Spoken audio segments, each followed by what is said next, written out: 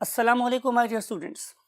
We are going to start the next article और वो ज़ाहिर है हम शुरू करेंगे आप सल्लल्लाहु अलैहि वसल्लम की दुआ के साथ रब्बि ज़िदनी इल्मा, और इस दुआ के साथ कि आप इस टॉपिक को फुली कॉम्प्रीहेंड करें और इससे मैक्सिमम बेनिफिट उठाएं।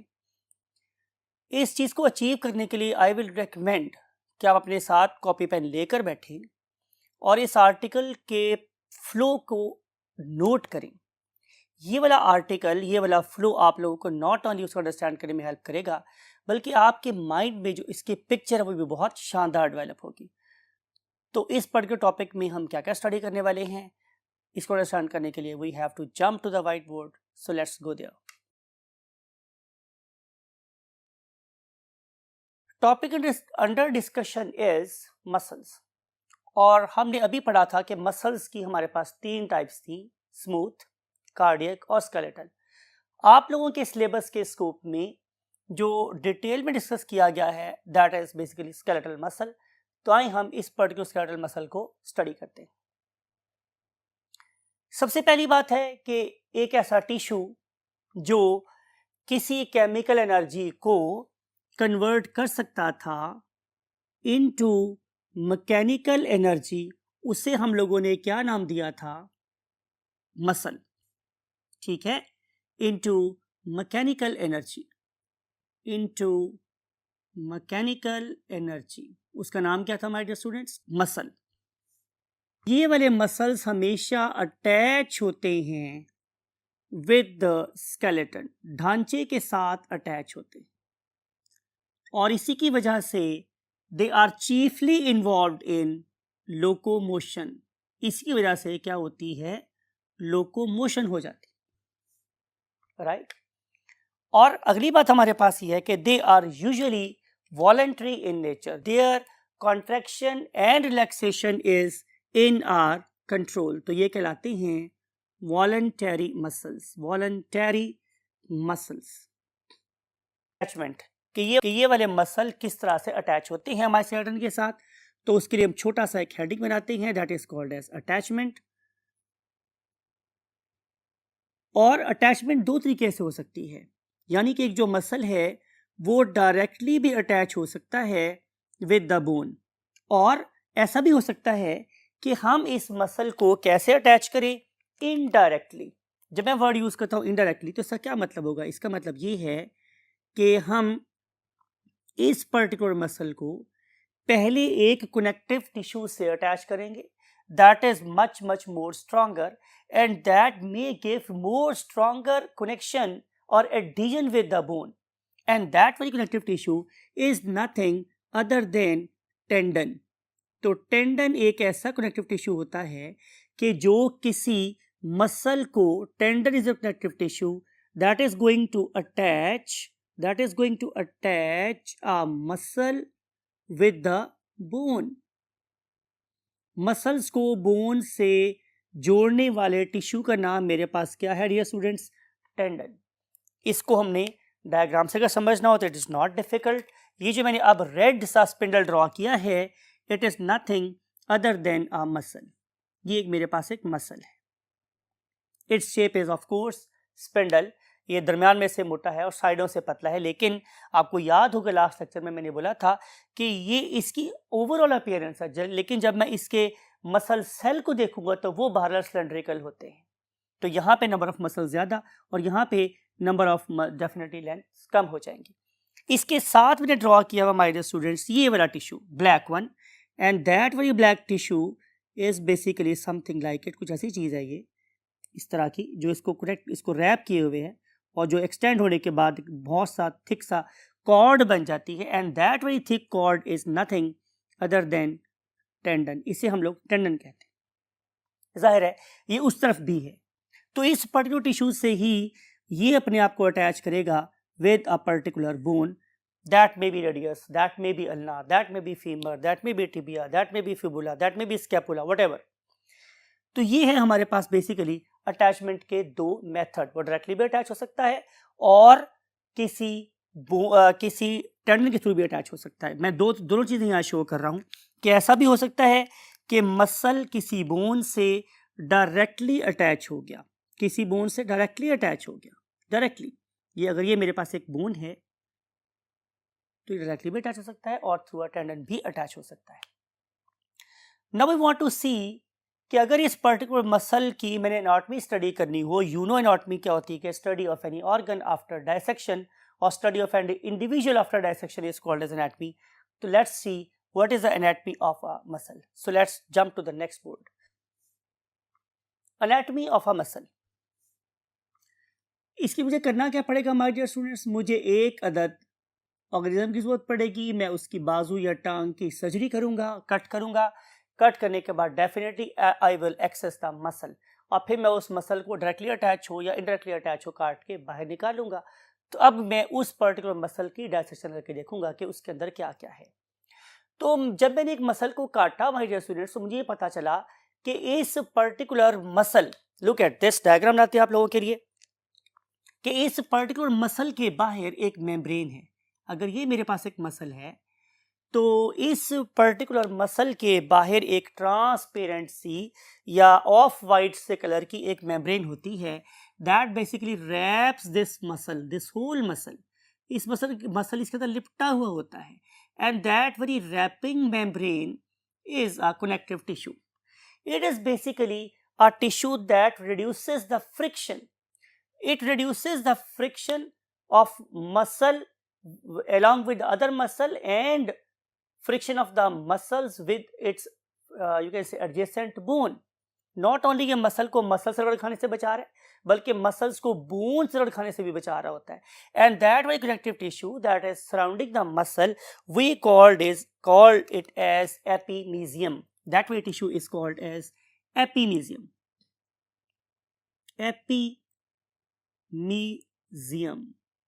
एपिमीजियम।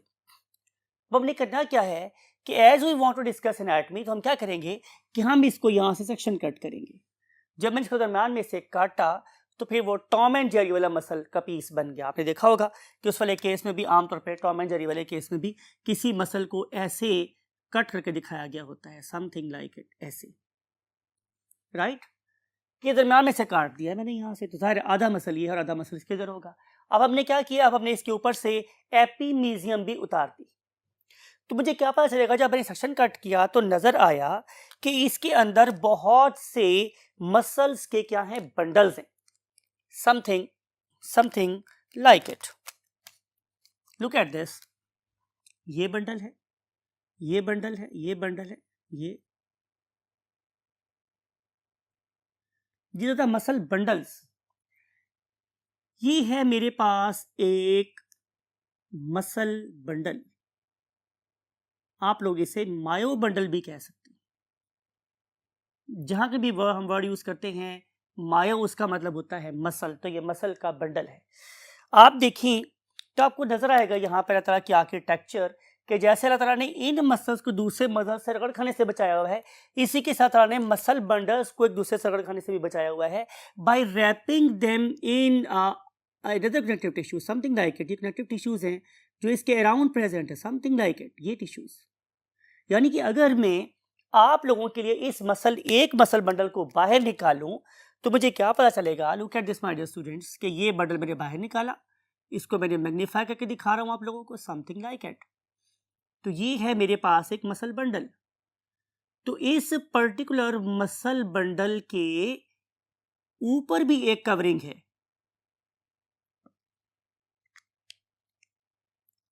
That very covering is of for example मेरी ड्राइंग में ब्लू कलर की है, वैसे ये भी ट्रांसपेरेंट होती है या ऑफ वाइट सी होती है। And that very fine covering that reduces the contractile friction, उसे हम नाम देते हैं पेरीमीजियम, पेरीमीजियम, राइट। अब जब मैं इस पर्टिकुलर मसल बंडल को दिखता हूं माय डियर स्टूडेंट्स, तो मुझे पता चलता है कि इस पर्टिकुलर मसल बंडल के अंदर क्या प्रेजेंट है, मसल फाइबर्स प्रेजेंट है। ऐसा करते हैं कि उनको हम ब्लैक ड्रॉ कर लेते हैं। तो इसके अंदर प्रेजेंट हैं बहुत सारे muscle fibres. Look at this, ये बहुत सारे मसल फाइबर्स हैं जो कि पैक हुए हैं एक मसल बंडल के अंदर। आपको पता है ये बंडल क्या होता है? तो ठीक है, अब हम ऐसा करते हैं कि आप लोगों के लिए इस एक मसल फाइबर को बाहर निकालते हैं। This is a muscle fibre. इसको मैंने अगेन आप लोगों के लिए मैग्नीफाई कर दिया है, तो आप देखेंगे कि इसके ऊपर आप लोगों को इस तरह की लाइन्स नजर आ रही हैं। इस पर्टिकुलर चीज को हम नाम क्या देते हैं? Muscle fibre. और जो हमारे पास मसल फाइबर होता है उसका एनाटॉमिकल नेम क्या है? Muscle cell. It is called as muscle cell. याद रखना है कि मैंने यहां पे वर्ड यूज किया है anatomical name. It is the anatomical unit of the muscle cell, of the whole muscle, sorry not muscle cell, it is the anatomical unit of the whole muscle. So whole muscle composed of muscle cells. And what is the technical name for muscle cell? Muscle fiber. Why we want to call it as muscle fiber? Because this particular muscle cell is cylindrical, it is long. आपको याद होगा मैंने discuss किया था कि जो हमारा muscle fibre होता है ये भी एक लंबा सा स्ट्रक्चर है जिसका डायमीटर यूनिफॉर्म रहता है। ऐसा नहीं कहीं से पतला कहीं से मोटा हो, बिल्कुल यूनिफॉर्म डायमीटर का है। इग्नोर बाय ड्राइंग एरर, यहाँ से मैंने थोड़ा सा पतला हो गया, लेकिन डेफिनेटली बिल्कुल स्ट्रेट सिलेंडरिकल स्ट्रक्चर होती है। और मैंने बोला कि इस पर्टिकुलर मसल फाइबर को अगर मैं देखूं, ये अब हम एक मसल फाइबर की बात कर रहे हैं, तो ये भी एक मेम्ब्रेन में लिपटा हुआ है, ये भी एक मेम्ब्रेन में लिपटा हुआ है। आए हम इसको किसी और कलर से कवर करते हैं, से समथिंग लाइक इट। ये कवर है इसके ऊपर, एंड दैट वेरी कवर कि जो एक मसल फाइबर को चारों तरफ से मलफूफ किए हुए है, लिपटे हुए है, that very cover is called as endomysium. Endomysium, right. अगर हम उसको यहां ड्रॉ करना चाहें तो definitely it is lying somewhere here, ये यहां है, समवेयर हियर। और इस सर्कल में यहां पे गिब्रिया से नजर आ रही है, something like it, you can see something like it. So these are all endomysia. So all endomysia, they are there to wrap each and every individual muscle cell that is called as muscle fiber. अब अगर आपने बात को गौर से देखना है, because का एक टर्निंग पॉइंट है आप लोगों के लर्निंग में, कि अगर आप एनाटॉमिकल सेल की बात करें, एनाटॉमिकल यूनिट की बात करें, तो वो है मसल सेल। लेकिन इस मसल सेल के अंदर इसकी फंक्शनल यूनिट्स अरेंज्ड हैं। आपको याद होगा मैंने यहाँ लाइंस लगाई है, यहाँ पे ये लाइंस लगाई हैं, ये वाली लाइंस। तो इस मसल फाइबर के अंदर इसकी फंक्शनल यूनिट्स अरेंज हैं, और उस फंक्शनल यूनिट को हम दिमाग के शो करके ऐसे शो कर सकते हैं। फॉर एग्जांपल इस तरह की बहुत सारी हजार, मेरे पास स्पेस लिमिटेड है, तो अनगिनत है, लाखों हैं।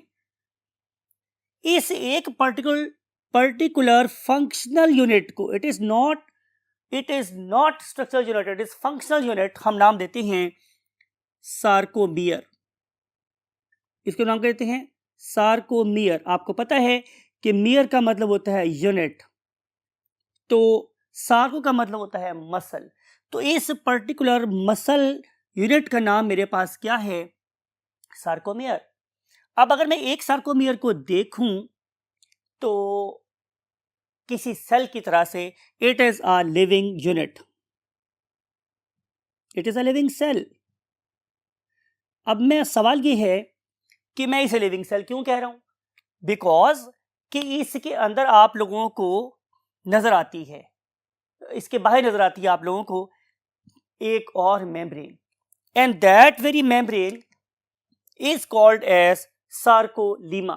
अब सार्कोलीमा या सार्कोलेमा मुझे कहाँ नजर आएगी, उसको अंडरस्टैंड करने के लिए इस डायग्राम को देखिए। लुक एट दिस, अपने गौर से देखने हमारे स्टूडेंट्स कि मैं इसे कहाँ ड्रॉ कर रहा हूँ। I am drawing it beneath muscle fibre and endomysium, in between, sorry.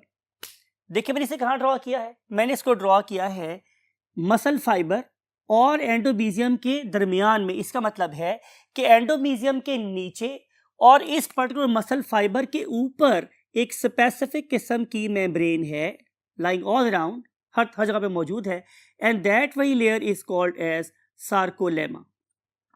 Sarcolemma, right my dear students. अब ये जो सार्कोलेमा है, अगर आप इसे किसी नॉर्मल सेल से कंपेयर करें तो उसके अंदर क्या प्रेजेंट थे? Endoplasmic reticulum. कौन से वाले? Smooth endoplasmic reticulum. तो इसकी नेचर किसी स्मूथ एंडोप्लाज्मिक रेटिकुलम जैसी है, स्मूथ ER जैसी है, राइट। अब what is its function over here? यहाँ पे इसका फंक्शन ये है कि इट बेसिकली स्टोर्स कैल्शियम, ये कैल्शियम को स्टोर करती है, ये कैल्शियम का बहुत बड़ा रेजर्वायर है, यू नो रेजर्वायर, गोडाउन, एक जखीरा जहां पर हम चीज को स्टोर कर सकते हैं। अब अगर मैं इसे एक लिविंग सेल समझ रहा हूं तो जाहिर है हमारे डियर स्टूडेंट्स कि इसके बाहर मेम्ब्रेन है, इसके अंदर हमारे पास जाहिर है क्या होगा? साइटोप्लाज्म होगा, और उस पर्टिकुलर साइटोप्लाज्म को जो यहाँ प्रेजेंट है, यहाँ प्रेजेंट है, that very cytoplasm, that very plasma is called as a sarcoplasm. Sarcoplasm और सार्कोप्लाज्मा दोनों वर्ड्स चलते हैं, सार्कोप्लाज्म और सार्कोप्लाज्मा। अब इस पर्टिकुलर लाइन की वजह क्या है? वजह ये है हमारे डियर स्टूडेंट्स कि इस पर्टिकुलर मसल फाइबर की लेंथ के अलोंग हमें नजर आते हैं इस पर्टिकुलर सेल के very specialised organelles, and these organelles are made up of proteins, right, and these particular proteins, they arrange themselves in the cell in a very specific fashion that enable this particular cell to carry out the process of contraction and relaxation, right? हम देखेंगे कि वो क्या चीज है कि जो इसके अंदर अरेंज है। तो मैंने आपसे बोला अभी एक प्रोटीन की पूरी assembly, that very contractile apparatus is consist of, drawing करेंगे तो कुछ ऐसा नजर आएगा, ऐसा ऐसा ऐसा ऐसा अलोंग द होल लेंथ आपको नजर आएगा, ऐसा अरेंज हुआ होगा। आइए हम इस पर्टिकुलर एरिया को, इस छोटे से एरिया को हम मैग्नीफाई करके देखते हैं, छोटे से एरिया को।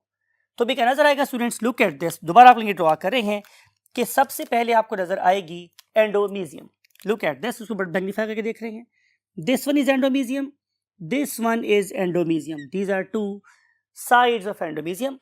और इसके बाहर हमें नजर आ रही है इसके अंदर नजर आ रही है sarcolemma, this one is sarcolemma, this one is sarcolemma, and it is provided with the sarcoplasmic tubules, and these sarcoplasmic tubules are basically what? Storing calcium. और इसके अंदर मुझे नजर आ रही हैं ये वाली दो lines, for example this one and this one, ये दो लाइंस हम यहां ड्रॉ करते हैं, somewhere here 1 and 2, ये दो लाइंस।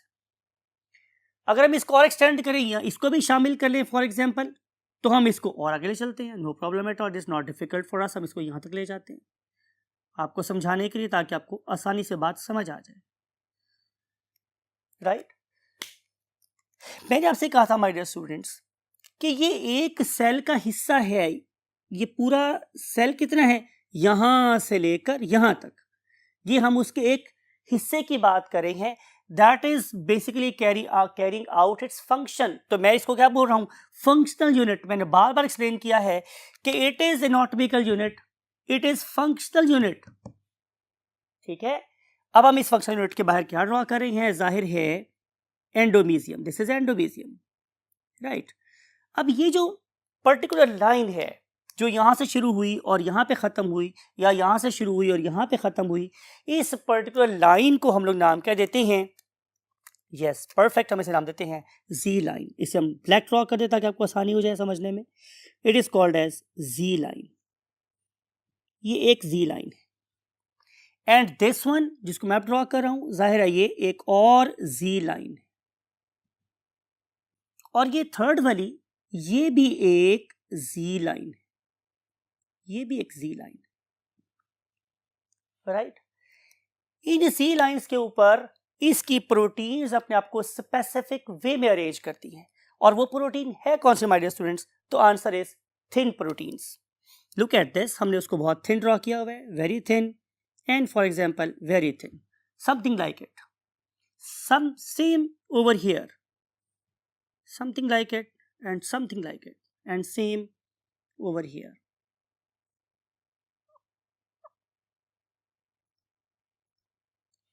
ये प्रोटीन्स हैं जिन्होंने अपने आप को एक ट्रांसवर्स मेम्ब्रेन के अंदर से गुजार के परोया हुआ है, समथिंग लाइक इट, जिसमें ये मैंने होल्ड की हुई है, right, that is a membrane, और इस मेम्ब्रेन के अंदर से ये प्रोटीन गुजरी है, आधी इधर और आधी इधर, and that very protein that is very thin that is passing through the Z line is called as actin,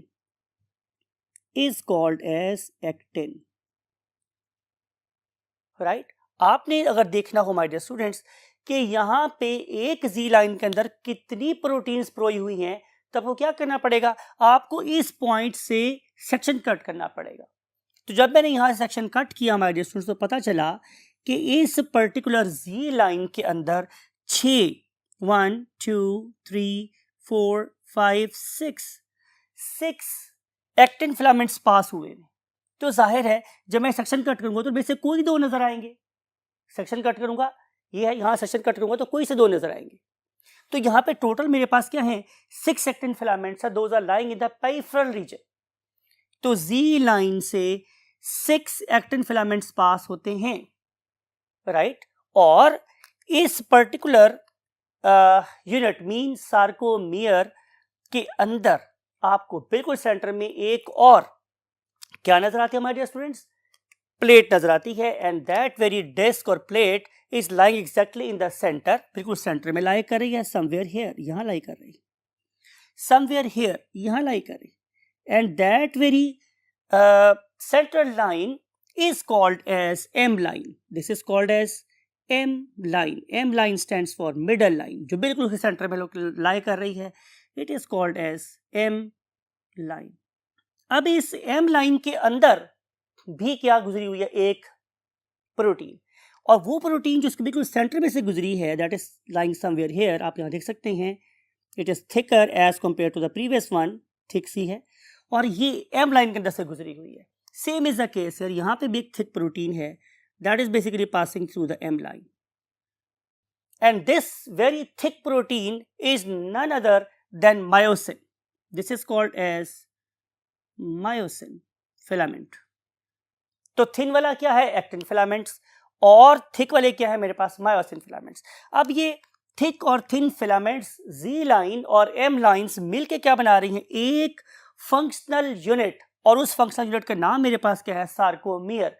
When different sarcomeres arrange themselves, they make a single cell, and that very cell is called as sarcomere. And sarcomere is wrapped by endomysium. And when many endomysium wrapped muscle fibers they combine together, they make a muscle bundle. And when different perimysium wrapped muscle bundles combine together, they form an organ, and that very organ is called as a muscle, and muscle is definitely wrapped by the epimysium. तो पहले हमने चीजों को तोड़ा था, हमने जोड़ के दोबारा से मसल बना दिया है, राइट। मसल को लेंगे, उसे काटेंगे तो सबसे बाहर नजर आएगी एपीमीजियम, उस पर नजर आएंगे बहुत से मसल बंडल्स, मसल बंडल्स के बाहर नजर आएंगी हमारे पास मेम्ब्रेन्स, नाम क्या है, पेरीमीजियम।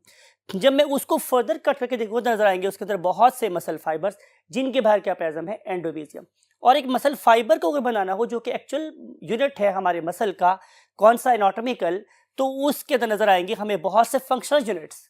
वो फंक्शनल यूनिट कैसे बनी है, by the organisation of internal organelles of the single cell. और वो ऑर्गेनाइजेशन क्या बनाती है आपस में मिलके, different contractile apparatus by arranging thin and thick proteins along the lines, and these particular lines are known as M lines and Z lines.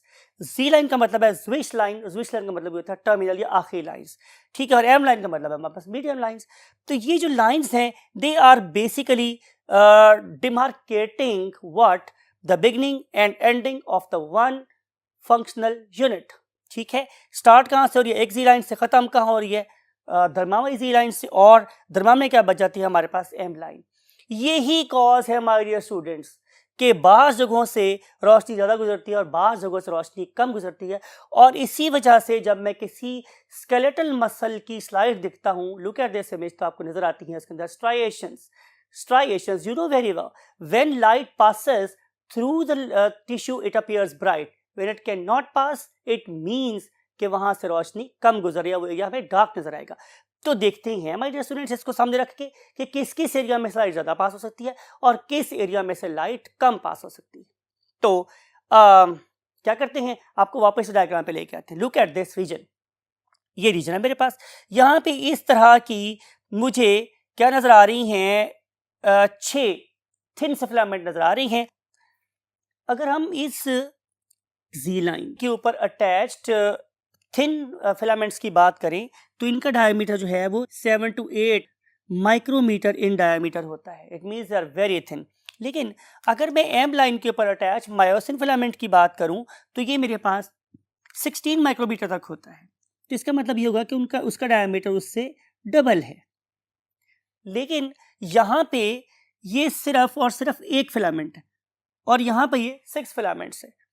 तो हम बात ये कर रहे हैं माय डियर स्टूडेंट्स कि यहाँ पे रोशनी आसानी से और सीधी गुजर जाती है। यहाँ पे रोशनी आसानी से और सीधी गुजर जाती है क्योंकि सेक्शन में बाहर मुझे सिर्फ और सिर्फ 2 फिलामेंट नजर आ रहे हैं। तो जब रोशनी यहाँ पे आसानी से और सीधी गुजरेगी तो वो लाइट बेंड नहीं होगी। तो हम लोग बोलेंगे कि यहाँ पे लाइट विदाउट डिस्टर्बेंस आइसोट्रॉपिक वे में गुजर रही है। आइसो का मतलब होता है सेम और ट्रॉपिक का मतलब होता है ओरिएंटेशन। आपको पता है कि ये एक ऑप्टिकल एक्टिविटी है, आइसोट्रॉपिज्म एंड एन आइसोट्रॉपिज्म। यानी कि अगर मैं इस पर्टिकुलर टिश्यू के ऊपर जिस डायरेक्शन से मर्जी लाइट डालूं, लाइट की अमाउंट कम ना हो तो इसका मतलब यह है कि यहाँ पे रोशनी यूनिफॉर्मली पास हो रही है और मैं उस पर्टिकुलर जोन को आइसोट्रॉपिक जोन कहता हूँ। तो zone around the G line is called as isotropic zone. और जो बैंड हम यहाँ पे लिखते हैं, यहाँ से लेके मीन्स हम बात करें हैं, यहाँ से लेकर और अगली यहाँ तक का जो बैंड है, it is called as I band. I band because light is passing uniformly from any direction. लेकिन अगर मैं इस पर्टिकुलर एरिया की बात करूं कि जिसे मैंने अब डिमार्केट किया है by the black vertical line, जो यहाँ से स्टार्ट हुआ और यहाँ तक चला गया, इस पर्टिकुलर जोन की बात कर रहा हूँ, यहाँ से लेके यहाँ तक, ये इस पर्टिकुलर जोन में मैंने ये देखा कि अगर मैं रोशनी को किसी डिफरेंट एंगल से पास करता हूँ तो फिलामेंट दूसरे के ऊपर से मुझे गुजरते हुए महसूस होते हैं और रोशनी यूनिफॉर्म नहीं गुजर रही, कभी रोशनी कम हो जाती है, कभी ज़्यादा हो जाती है। तो उस पर्टिकुलर जोन में कि जहाँ रोशनी कभी कम हुई कभी ज़्यादा हुई, उसे मैं नाम देता हूँ an isotropic band. An isotropic, an isotropic, इसका मतलब फिर दोबारा बोल रहा हूँ, या हम इसे बोलते हैं ए बैंड, ए बैंड। ठीक है, इससे मैं क्यों ये बात कर रहा हूँ कि जब मैं डिफरेंट एंगल से रोशनी पास करता हूँ तो रोशनी कभी ज़्यादा हो जाती है और कभी कम हो जाती है, तो इसलिए मैं इसे क्या बोलता हूँ, एन आइसोट्रॉपिक बैंड। अब इस एन आइसोट्रॉपिक बैंड की रीज़न मेरे पास क्या है कि यहाँ पे थिन फिलामेंट भी हैं और थिक फिलामेंट भी हैं, और जब थिन फिलामेंट और थिक फिलामेंट दूसरे के रेफरेंस मूव करते हैं, समथिंग लाइक जैसे कि हमारा सोलर इक्लिप्स होता है या लूनर इक्लिप्स होता है, तो उसमें भी ऐसा ही है कि रिलेटिव मूवमेंट की वजह से अंधेरा जैसा कभी रोशनी आ जाती है। तो सेम इज द केस है, जब थिन फिलामेंट क्या आ गया था, थिन फिलामेंट क्या आ गया आता है, तो रोशनी की मिकदार जो है वो कम ज़्यादा हो जाती है। तो therefore this very zone is called as I band. लेकिन इस पर्टिकुलर आई बैंड के अंदर एक जोन ऐसा भी है जो बहुत रोशन है, दैट इज वेरी मच रोशन। अगर मेरा बस चलता हो तो मैं आप लोगों को इस पूरे के पूरे जोन को पेंट करके दिखाऊं। कोशिश करते हैं कि इस पूरे के पूरे जोन को मैं पेंट कर दूं। This very zone. अब इस पर्टिकुलर जोन में आप लोगों को क्या नजर आ रहा है, सिर्फ एक एम लाइन और उसके साथ अटैच हुई सिर्फ और सिर्फ एक मायोसिन फिलामेंट। तो इस पर्टिकुलर जोन को हम लोग नाम देते हैं एच जोन। ठीक है, तो A band is bisected by H zone. तो जब मैं एच जोन की बात करता हूं तो it is from the word हेले, HELE, हेले का मतलब होता है मेरे पास ब्राइट। तो आपको इस काले बैंड के अंदर एक रोशन सा बैंड भी नजर आता है, दैट इज बिकॉज यहाँ पे सिर्फ और सिर्फ एक फिलामेंट होता है। अब क्या होगा माय डियर स्टूडेंट्स कि जब कॉन्ट्रैक्शन होगी, राइट, तो एक मैसेज आप लोगों के ब्रेन से जाएगा। For example in my hand, तो जो मेरे हैंड के मसल है they all begin to contract simultaneously. तो उस टाइम पे ये वाली Z lines they will come close together. जब एक दूसरे के पास आएंगी तो जाहिर है कॉन्सिक्वेंटली मेरा आई बैंड भी श्रिंक होगा और मेरा एच बैंड भी श्रिंक होगा। हाँ, जिस बैंड की लेंथ में इजाफा होगा that will be called as the A band बढ़ता चला जाएगा, बिकॉज के फिर myosin filaments, actin filaments they will they will you can say slide over each other and they will maximum you can say show overlapping. तो जब overlapping ज़्यादा होगी तो जाहिर है मेरे पास एन आइसोट्रोपिज्म ज़्यादा होगी और ए बैंड चौड़ा होता चला जाएगा, तो कॉन्सिक्वेंटली मेरा आई बैंड और एच बैंड कम होता चला जाएगा. लेकिन जब मसल दोबारा से रिलैक्स होगा तो दोबारा से भी ज़रा शुरू हो जाएंगे, जाहिर है मेरे एच बैंड्स और मेरे आई बैंड्स. तो कौन कम हो जाएगा? जाहिर है ए बैंड. तो ये है हमारे पास functional anatomy of these particular you can say muscle cells. अगले टॉपिक में, अगले बोर्ड पे हम देखेंगे कि हम इस पर्टिकुलर सेल के अंदर जाएंगे, मींस इस फंक्शनल यूनिट के अंदर जाएंगे तो देखेंगे कि मायोसिन प्रोटीन किस तरह की बनी हुई है और एक्टिन प्रोटीन किस तरह की बनी हुई है. इसे अंडरस्टैंड करने के लिए let's jump to the next board. Yes my dear students, we want to start again with the same diagram. ये मेरे पास क्या है? एक जी लाइन. ये मेरे पास क्या है? दूसरी जी लाइन. और ये मेरे पास क्या है? सेंटर में एक थिक सी एम लाइन. ये थिक सी एम लाइन है, ठीक है. और इस एम लाइन के साथ अटैच है एक मोटी सी प्रोटीन जिसका नाम क्या है? मायोसिन.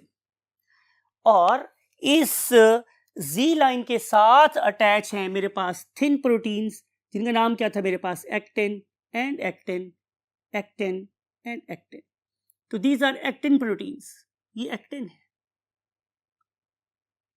और ये मेरे पास क्या था माय डियर स्टूडेंट्स? मायोसिन.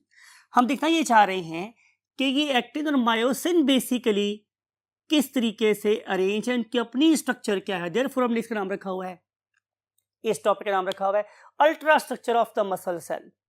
कि अगर हम सार्कोमियर के अंदर घुसे तो हमें क्या नजर आएगा? तो पहले नजर आएगी हमें एक मोटी सी प्रोटीन, उसका नाम क्या है? मायोसिन. तो आइए हम इस मायोसिन की बात करते हैं.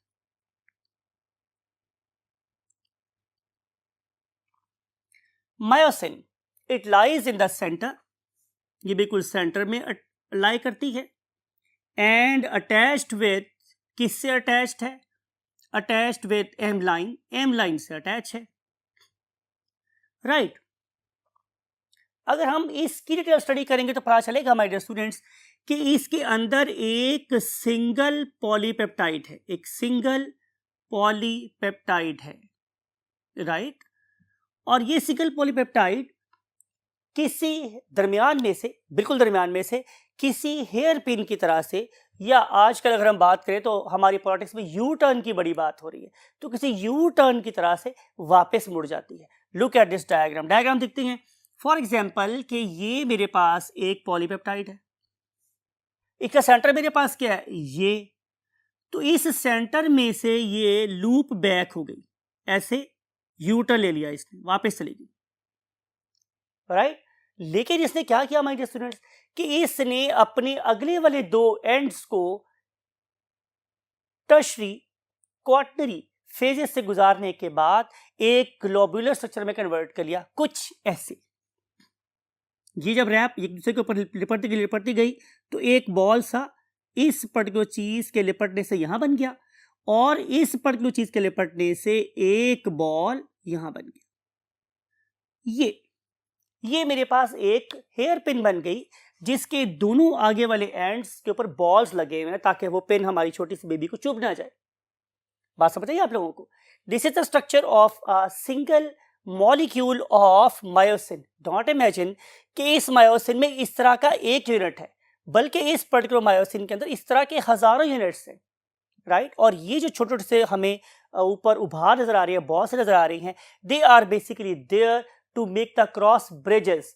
तो इसके ऊपर अगर आपको यहाँ पे ये छोटे छोटे से उभार नजर आ रहे हैं, इस तरह के इस तरह के इस तरह के, ये वाले समवेयर हियर, तो ये सारे के सारे उभार बेसिकली किसके बने हुए हैं? इस स्ट्रक्चर के.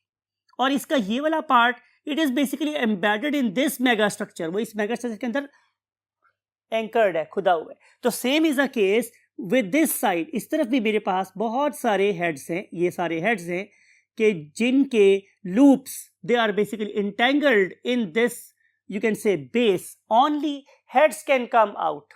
उस पर्टिकुलर स्ट्रक्चर में से सिर्फ हेड बाहर आ सकता है, बाकी सारी की सारी चीजें इसके अंदर क्या है? पॉलीमराइज हो गई हैं. तो ये है स्ट्रक्चर मेरे मायोसिन प्रोटीन का, ठीक है. अब हम यूं समझ सकते हैं कि ये एक सिंगल प्रोटीन है that loop back loop back like a hairpin, एक हेयर पिन की तरह से लूप बैक होता है, and it's both ends are modified, बदल गए हैं into lobular structures known as, उन्हें हम कहते क्या हैं, known as myosin heads, उन्हें हम क्या बोलते हैं स्टूडेंट्स, myosin heads. और what is their role? Answer is कि myosin heads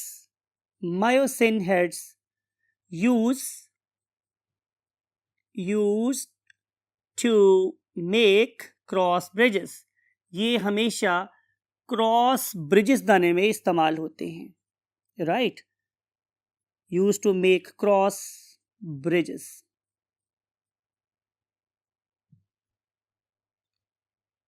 राइट, अब हम क्या देखेंगे, अब हम देखेंगे structure of the very next protein, that is a thin protein and we call it as actin. Next thing is actin. अब ये जो मेरे पास actin है students, it is very thin but it is very very complex. दिख रहा हूं मैं आप लोगों के लिए कि ये एक thin protein है और इसका 7 to 8 माइक्रोमीटर डायमीटर था, इसका thin protein है, हाफ डायमीटर है as compared to myosin.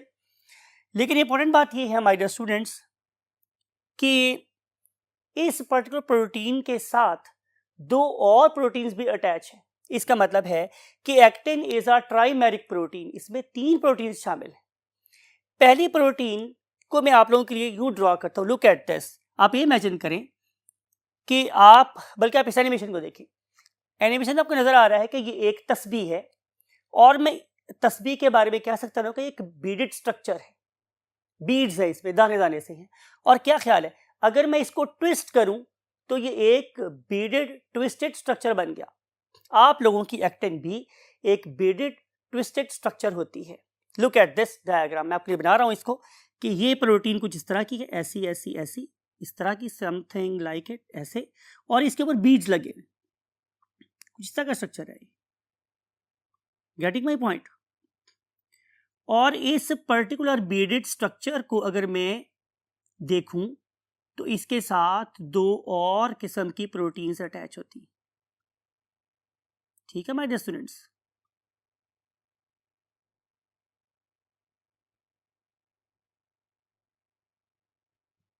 Look at this, it is a twisted beaded structure.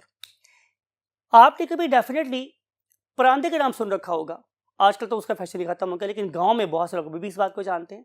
वो खवातीन अपने बालों को लंबा करने के लिए अपनी चुटिया के अंदर वो थ्रेड्स का बना हुआ एक स्ट्रक्चर हैंग कर ताकि बाल जल्दी लंबे हों, and that Y thing is basically interwoven into the ponytail. ठीक है, उसको हम उसके अंदर बुन देते थे, उस परांदे को चुटिया के अंदर ही बुन देते थे, वो फिर खींचे तो निकलता नहीं था. Same is the arrangement of the other 2 proteins. उनमें से एक का नाम मेरे पास क्या है स्टूडेंट्स, ट्रोपोनिन, और एक का नाम है ट्रोपोमायोसिन. Troponin and tropomyosin.